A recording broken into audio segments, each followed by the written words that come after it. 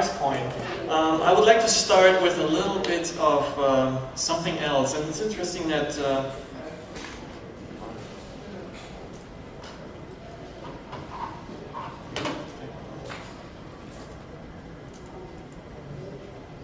doesn't work. Oh. Right? PDF, okay. So I would like to do something. This is a very technical presentation, you can see. This is going to be hard. I'm probably going to do it over there, but yeah.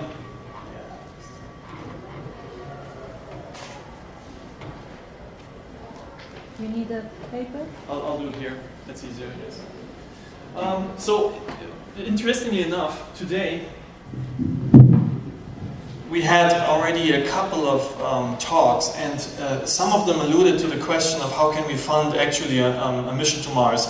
And while most of the attention was given to NASA and NASA not moving, there were a couple of stabs towards the history of what did we do in the past. And I think that's a question which was not originally mine, but I'll tell you a little bit in a little bit how I fell into this topic. But if we look back at expensive projects, right, you can see a couple of very, very expensive projects for the people given at that time. The pyramids, the Apollo program, obviously, and the one right down in the corner, that's supposed to be this. And all of what you see here, the whole of North America, started with something like that, right?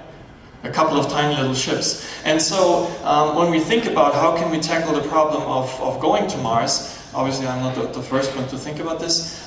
There's this gentleman, who doesn't need any introduction, I think. Neil deGrasse Tyson has a very beautiful video on YouTube, a clip by this Big Think organization, and 250,000 views last time I checked. You may have seen it. It's quite interesting. And he has a 5-minute window, and he says, well, I wanted to write a whole book on how to get to Mars. And so I did some research, a couple of months, and I looked back at history and wanted to understand, like, what did we do in the past in order to achieve great things. And I only found three reasons, three motivational factors for us to achieve these massively expensive projects. And he lists them out in this little video, and I really encourage you to have a look at that. He starts with religion, and he says, if you have religion, that gives you the pyramids, right? You basically have an enormous amount of followers of whatever sort, and you have a certain belief system, and you make them all follow your directions, more or less voluntarily. The second one would be war. And as an example for war, he gives two examples. He says one example would be the Chinese wall, for instance. Another example would be the Apollo program. And I found that interesting because I actually had the same thought before I ran into this video, but that's maybe a point which isn't made very often. When we ask ourselves, why is NASA not moving as fast as they moved in the 60s? Why is there not so much pressure on a precise plan, as Dr. Zubrin pointed out? Then maybe one of the reasons is because the whole atmosphere at that time was one of a potential war, and whoever is basically on top of the other person can drop the bombs, and that is a very, very big threat and a great motivational factor. It always has been in history. And so that might be one reason why it's very hard for NASA to kick in a different gear now than it was in the 60s. All other things not considered. But the third topic, or the third point, would be the driver of economic return. And Neil deGrasse Tyson points out that, well, we don't really have religion in the same sense that we had in, let's say, the time of the Egyptians, where we could suddenly mass hypnotize all of the Europeans and Americans to achieve something great, or it would really, really be hard to start creating a religion or starting from that perspective. War, we don't hope to have to go to Mars because of war. That would be something which we do not want to, actually. And so he says the third option is probably the most reasonable one. We have to find an economic incentive, a way to profit from Mars, right? And of course that's very challenging. And his answer would be, well, let's look back at history. How have the Spanish started? How did they start their colonization? Well, you had a queen and government, and so Columbus happened, right? However, if you look at that third point a little bit more in detail, and Mr. Lennart is going to like this picture, then what you will find is a very, very interesting, way more complicated story of the colonization process, which started, let's say, in 1492, but went all the way to the 19th century, right? If you think of the British owning almost 75% of the global landmass at some point in time, what we find, and this is the question, and I'm basically challenging here Mr. Tyson, was it always government-driven, or was there an alternative?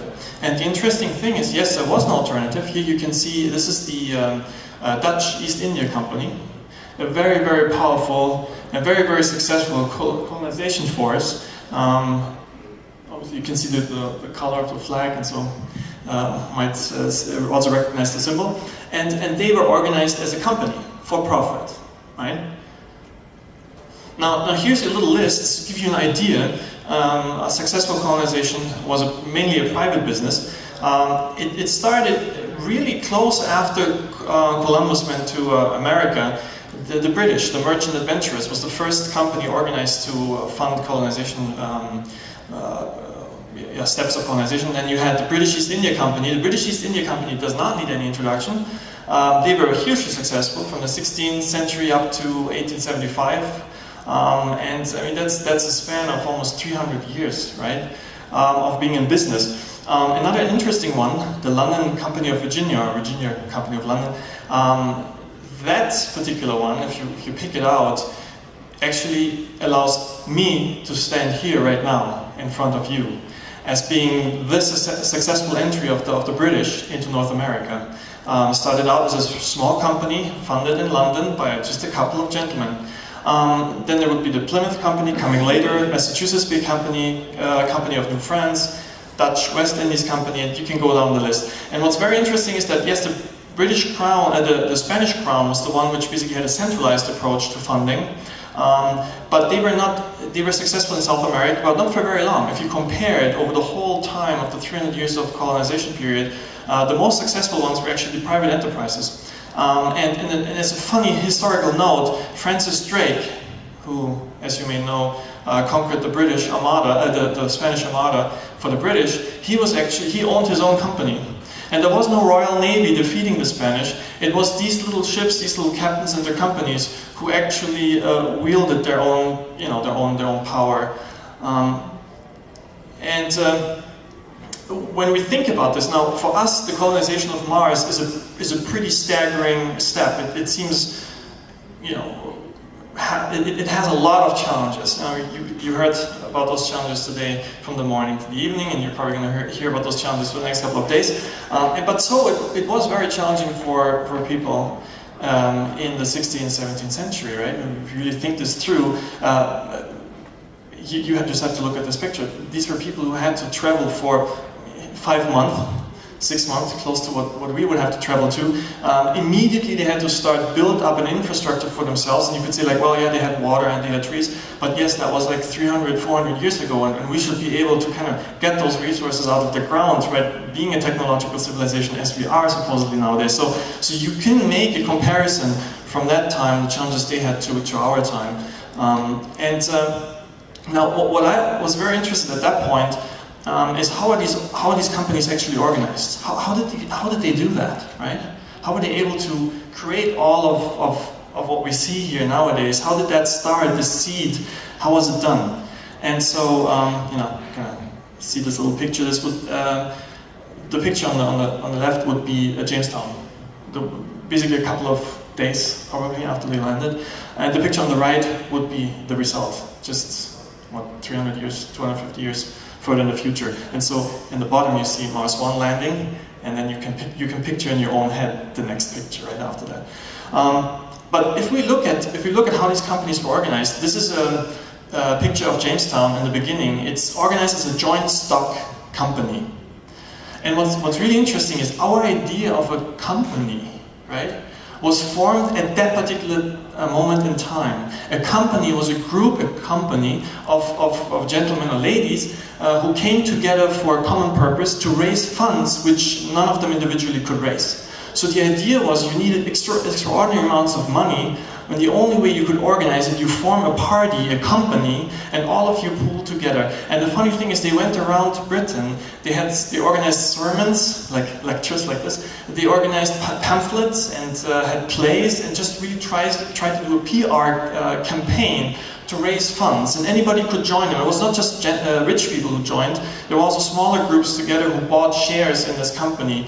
And obviously, the prospect was, the incentive for them to do it was profit, but it was not clear how that profit is going to materialize. I'm going to talk about this in a second. So we may have a similar setup in a near future, a very, very small colony, a very small base starting, and the question is, maybe we can organize something in a very, very similar fashion. And this is where cryptocurrencies are going to come in, and we'll talk about this in a moment. So I mentioned this already. Between 1585 and 1630, you had 6,300 Englishmen and women invested in joint stock companies. These shares were expensive. One share for the Virginia company, who got you into Jamestown, or being part of the Jamestown enterprise, was 12 pounds and 10 shillings, which doesn't sound much, but that's another interesting facet about currencies, whether they're backed by something or not. The 12 pounds and 10 shillings, that's about 6 months of an average ordinary working man, so nowadays like $20,000, $25,000 one share. And they had 6,300 people, 6,300 of those at least invested, maybe even more. So we're talking about hundreds of millions of dollars in today's terms, raised by a class of people, or all kinds of classes within the society, from the bottom up, like churches came together and raised funds among the members, just pooled it into these joint stock companies. And they were able to take the funds, build the ships, get the first party over with, very similar to the Mars One idea, to get resupply missions every couple of years. And that's what happened. That's how Jamestown actually got established. I mentioned these little PR campaigns, which is really funny, but that's what you have to do with your company, right? You just can't say, hey, I have this idea, I'm going to go to Virginia, or what's going to be Virginia, the New World, and please give me your money. That's not going to work. There has to be some way of selling the story, of telling people why this is a good idea, very much what we do here at this conference as well. And one interesting additional point, there were all kinds of reasons why people invested. Obviously some were just rich and wanted, they had a certain amount of money they could just throw away at this problem, and maybe there might be some return. You always have people like that. But then there were others who were just really, let's say, very fervent about the idea of building a new society, building a new world over there. And they may have been very, very poor, just organized in a small church, but they still wanted to make it happen. Then there were other people who said, I have had enough of this place, I really want to see the other place, the new world. And they said, I cannot afford, personally, I can't afford a ship, I cannot buy a ship, there's no way I can get over there. But the way out was the company would provide food, protection, land, ownership, tools, everything for them if they would work 7 years for the company. And then after that, they would get, that was the promise at the end, they would get a huge chunk of land for free for the rest of their kids and grandchildren and forever, right? And that was a big motivational factor for most of your great-great-great-great-grandparents actually to come to America, was that promise that they can build something which in the place where they came from would be nearly impossible. So just as a little wrap up for this part of the talk, the first one is, this is a little bit of a forgotten history, but the colonization time or the colonization methodology was not just government driven, quite the opposite. I would like to make that point. And so yes, we were talking about incentives. I mentioned a couple: new land, new resources, new factories. Obviously, you can talk about space treaties as much as you want. Once you are on Mars, once you make it there, the history books are going to be written, right? So there can be a lot of incentives depending on what your own personal philosophy is going to be. So the question in all of your minds is now, what does this all have to do with cryptocurrencies, with digital currencies? I'm almost there, right? If you think, okay, how could, let's say, we are Great Britain now. The whole globe is Great Britain now. And we want to fund the colonization of Mars, right? Very much like if you just extend the scale, right? If you think you started in Great Britain, you colonize America, so now the whole planet, the whole globe wants to colonize Mars. How are we going to go about it? Let's say we take the same model as our ancestors did, and they did it successfully. Let's create such a company. Actually, Mr. Lennart already did. It's called Mars One.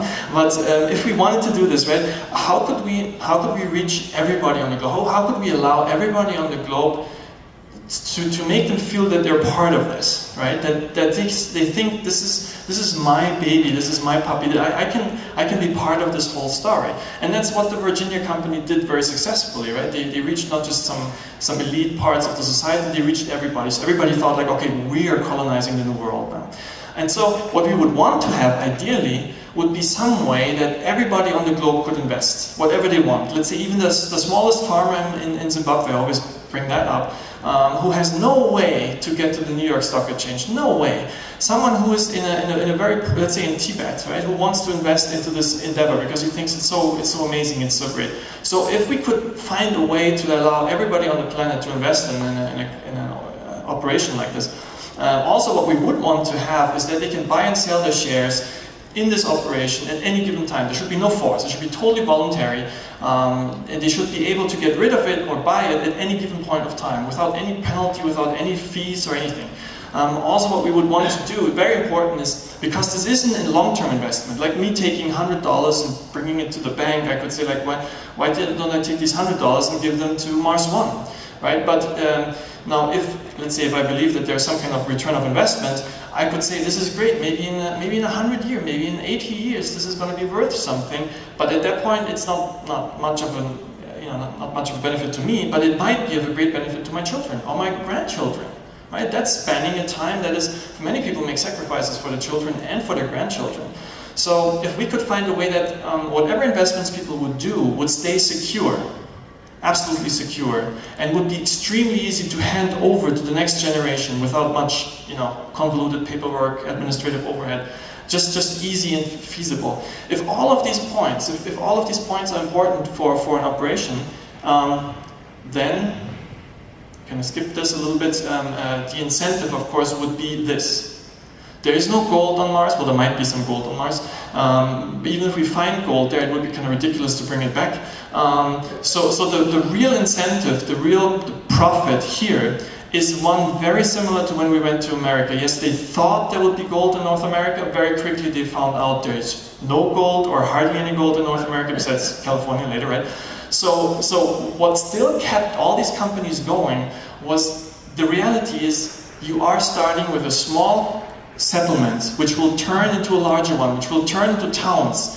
And if you can just somehow secure a stake in that growing, expanding human settlement, civilization, then in the same way will grow also your profit off of it. And many of the rich people initially, in the first 100-200 years of American history, they were landowners. They had huge chunks of land, and how did they get them? Because of their family history connected to the beginning of how America was settled. So similarly, the Zimbabwean farmer could think, if he's not forced to, if he thinks that this might actually work and one day it might be worth something, then a growing Martian economy, if he could anchor a stake in it, it would be a benefit to his great-grandchildren, if there's a way for him to actually harvest that profit. Now, the question is, how would you go about all of this, right? And ta-da, I'm limited. But the Bitcoin, funny enough, it's interesting that Bitcoin was invented in 2009, or 2008, 2009, marches in and has certain criteria or certain qualities that perfectly fit exactly the type of technology or financial system that you would need to connect someone like the farmer in Zimbabwe and the flat owner in Japan and the farmer in Minnesota or something. And the reason why, and I want to go into this a little bit, are the following. When Bitcoin started, it was supposed to be not successful, right? For several reasons. Because Bitcoin's idea is the following. What if let's say I have a certain thing of value and I want to share it with another person. Typically, let's say I have to go through a bank. So I have friends in Southeast Asia, and if I want to send them some money, it's typically it's just a nightmare. If I go to PayPal, it says this country is blocked, right? If I go to the bank, I have to talk to the bank manager, sit down, 30 minutes of talk and paperwork, and then I can send $100 and 25 of them disappear. Right, so Bitcoin solved the problem in that we were able to suddenly send value or money from one person to another person directly, without any bank, any financial system in between. And that's a fantastic, now if you think of how what the internet did to the media industry, Bitcoin does a certain thing to the whole banking and financial industry, because at this point, you're cutting out the middleman. And this was, of course, not supposed to be successful, because how could it, right? Now, unfortunately, or for the banking industry, exactly the opposite happened, or so far is happening.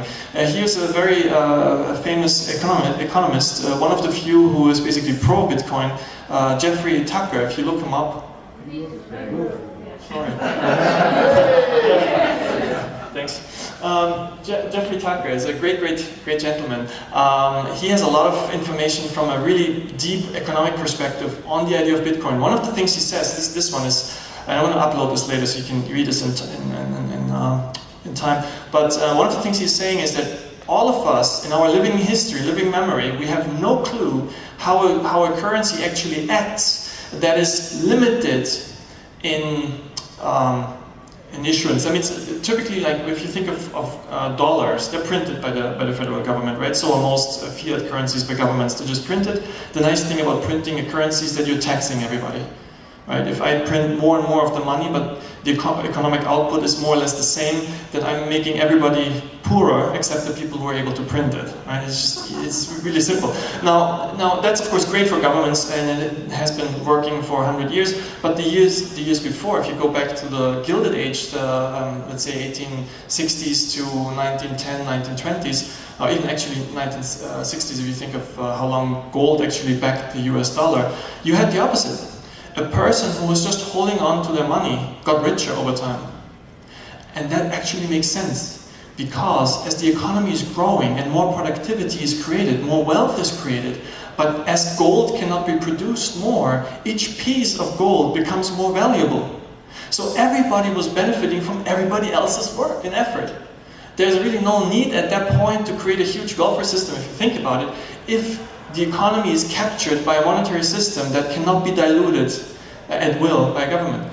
So this is something which the economists thought was problematic and should not function, but it did function, and we have seen some of the greatest advances in mankind's technology. If you think back, a person born in 1870, they were driving with their parents' horse buggy, and then 100 years later, or depending how old they got, suddenly you had people on the moon.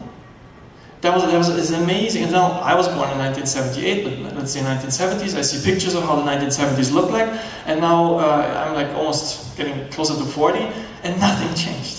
Fundamentally, nothing changed. And you have to ask yourself, like, where did that additional amount of productivity disappear into? Right? So those are just thoughts, which of course the Bitcoin, or anybody who got into Bitcoin started thinking about. I had no idea about all of these things just until very recently, until 2011. This is the experiment of Bitcoin so far. It started in 2009, and this is where we are at this point in time. You can see this crazy run-up of the price, but the price itself is not really that important. The reason why: Bitcoin's main purpose is that I can send money to you at any given point in time. How much that particular value is worth to me, if Bitcoin changes and becomes more valuable, I can just buy less of it, and I can just send it to you, and within seconds you get it, and you can transform it or convert it into any other currency you want to. So the price itself is closer to how much is Facebook valued? How much do people like or need Facebook? If you look at the trajectory of Facebook or Twitter, you can see that there's a network adoption. The more people want it, the more people adopt it, the quicker you see this growth curve go up. And that's what happened. All you basically see is that people discovered Bitcoin over time and the value went up. But because it is limited, It cannot be produced, that cannot be more produced. It behaves very much like gold. It retains its value. It's really hard to kill it, because people who have it don't want to let go of it. They consider it to be very, very valuable. And so over time you see the value appreciate and capture actually the economic output. Here's just some basic facts about Bitcoin to narrow it down and not to just waffle around it. If you think of a public ledger, let's say you know this already. The banks, most of the cases, they have our accounts as digital files on their computers, right? So if I basically send money to someone here in the crowd, the money is actually being deducted from my account. It's going to be added to your account, right? There's not really someone running around with coins or paper bills. That's not going to happen. So the idea of Bitcoin is, okay, if that's the case anyway, why don't we take this huge public ledger where every one of us has an address, an account, and why don't we spread this public ledger over all of our computers? But we encrypt it. So nobody knows whose account it actually is, but everybody can see that transaction take place. And then all of us verify that a certain transaction actually did happen. All our machines say, at this point in time, the money moved from this account to that account. That's the idea of Bitcoin. If you have a public ledger that's distributed over all people, then you don't need a banking industry and all of that comes with it. Now, right. The interesting thing is, at that point, you have a financial system that fits on a USB stick. All of your accounts, right, it's like very much like QuickBooks or any accounting system, all of your movements, all of your data could be at one point captured. It can be seen in the Bitcoin network. I would never know who actually owns that particular account, but I know that certain things are happening. It's extremely visible at the one point, but private at the other. And this is just a little outlook before we actually come into MarsCoin. At this point in time, right now, Bitcoin just got started. There's a huge amount of innovation happening. There's stock markets being replaced by this decentralized system. A huge amount of our peer-to-peer loans, where people are loaning each other money directly without going through any company. And if you take this idea of Bitcoin and you apply it to the idea I presented before of the historic challenge of getting us to Mars, then there's 1 and 1, and they come together and they make 2. And the reason why is, if you want people to be able to buy into a future economy that is growing but cannot be inflated by a third party, if you want them to be able to capture the economic growth on Mars, whatever that's going to be. We don't know yet how Mars is going to look like, how the economy on Mars is going to develop. We don't know, and it doesn't really matter. But if we give people an ability to transfer value, transfer ownership between them instantly, frictionless, without any coins or paper bills, just digitally, if we give them the opportunity, they can build their whole new economy, the whole new world based on that cryptocurrency, as it has been done with Bitcoin and as is happening right now with Bitcoin. So anybody who would buy into MarsCoin right at this point in time, it costs you just a couple of pennies. MarsCoin is listed on international exchanges. One MarsCoin is, I believe at this point, right, like half of a penny. It's worth almost nothing. Very much like Bitcoin in 2009, it was worth basically a penny or something. And it is limited though. There's only 48 million MarsCoin, and there will never be more. The program is such, and it's distributed among all of us, that nobody can change it. Nobody can change the algorithm. Because if someone started changing it, nobody else would be interested in it. You know, if someone starts inflating his part of the program, others say like, why would I adopt that version of the program which is just destroying my value, right? So you would have 48 million MarsCoin behaving like a digital gold, and anybody who buys into it, let's say buys 100 MarsCoin right now, it costs them $1 or even less. In 100 years, or 50 years, or 30 years, that particular amount of money might be worth something totally different. It might be valuable way, way more. And there's a couple of reasons let me just jump ahead. Here you have an example. This is Lily Allen, she's some musician, I've never heard of her before, but she was offered a couple of 100,000 Bitcoin for one of her concerts in 2009, she declined. That was a fatal mistake. The problem with the cryptocurrencies is if you think, do you know how much money runs through Visa every day? These are enormous sums of money. And they're just mind-boggling. And MarsCoin or Bitcoin, they don't even have to be perfectly successful. They don't. There just has to be a small amount of people who believe in it. That's where the value comes in. That's why the exchange rate of Bitcoin or MarsCoin would go up. And the check, which I'm going to give tonight to Dr. Zubrin and one for Bas Lansdorp, both of those checks worth 500,000 MarsCoin, which all our MarsCoin community donated. Those 500 MarsCoin, they might be worth $5,000, $50,000, $500,000, $5 million. It just depends on how successful we are in getting to Mars, because everybody knows that the people who took Bitcoin in the beginning and invested in Bitcoin, they're multimillionaires at this point, right? Because they were there in the beginning. So, taking that understanding, whoever takes MarsCoin and invests early, of course, can be considered a fool, yeah, depending how much you throw at it. But on the other hand, in 5 or 10 years, could be considered a multimillionaire. And this really depends only on how successful it is for someone to let's say, to realize the potential. MarsCoin can fail, so can Bitcoin, but the chances are, of course, the potentials are enormous. Yes, and of course what it would resemble is very much like the Virginia Company of London. That's basically what it is, because it would give everybody, let me just jump a little bit back, and this was a better chart, or better explanation, it would give everybody on the globe the ability to just download the program for a couple of dollars, buy a few MarsCoin, and have a private key that they can share with their children, and nobody else on the world could ever lay their hands on this particular money.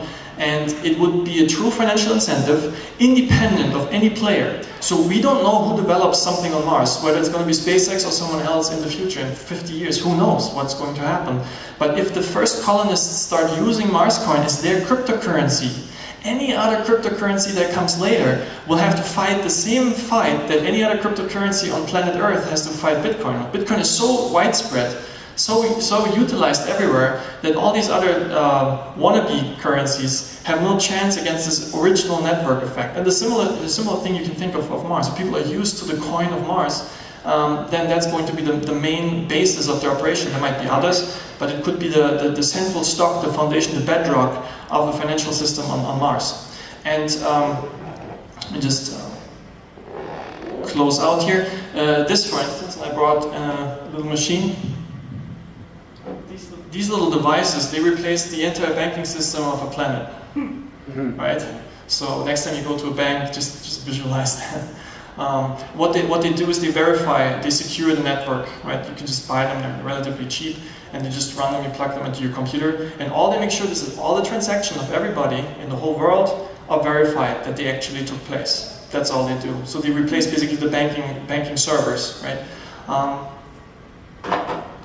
And a little behind time, but so what's the outlook for MarsCoin?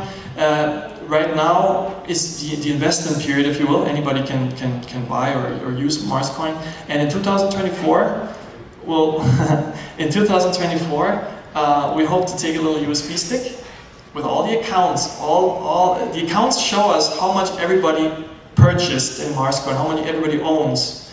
That little USB stick will be handed over to an astronaut. They will take it to Mars, plug it into their station, and then just let it be.